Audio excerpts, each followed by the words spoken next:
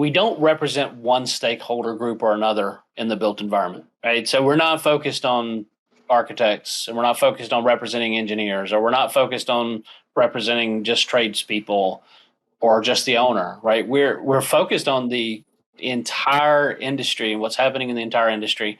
How can we raise the baseline overall for all project stakeholders?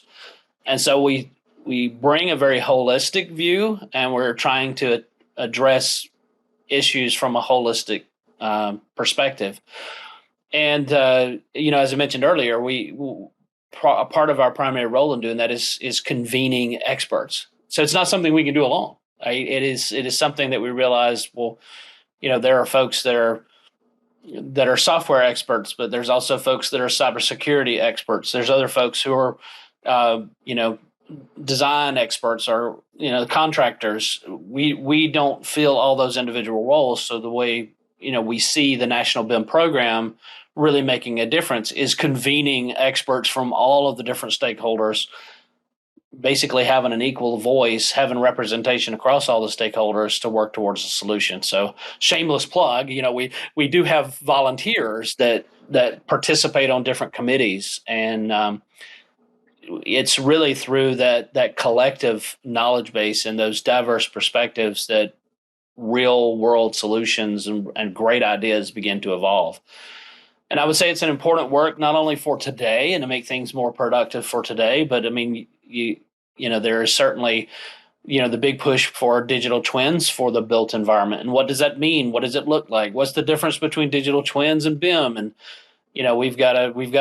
there's a lot of ideas out there. There's a lot of movement. But again, we're seeing, well, there's really lacking a standard specifically for digital twin for the built environment.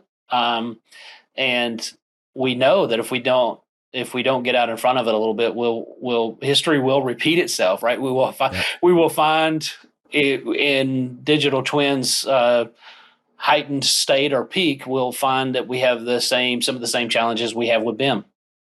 And moving beyond digital twins, for one building or another or campuses, the idea of smart cities is reemerging. That kind of silenced out a little bit, and now we're kind of beginning to see that is reemerging. All of these are built on having, not only good models, models the three-dimensional aspects and information attached to it. Good data is what enables all of these, and then certainly there's how is AI going to impact the built environment and this construction industry. So all of those pieces we see at the root of it. We have to have good standards to make them work. Yeah, I think at the root is good standards, and you had to know that I was going to say this, Jacob. But if I could influence you there, Johnny, at all, I would. And the marketers will hate me for this one, but it's a data twin. If you strip back everything we do, everywhere we do it, it's data. That data requires a standard to be usable. And please, if you're listening, put your money where your mouth is, or actually not your money, your time, because time is money, but time is important and valuable. So, I would say get involved. Who knows? The company you might help might be your own. In the end, but if we look at the world from the perspective of a data twin, smart cities, smart facilities, smart cars, smart infrastructure, all of that, if you peel it all back, the golden thread is that data. And without it, we're not getting anywhere. And we need to stop data waste. We're storing tons of information we don't need, and that costs money. Right. Data centers cost money to run, and your dark data that you're sitting on in the background that's absolutely useless is just costing you money.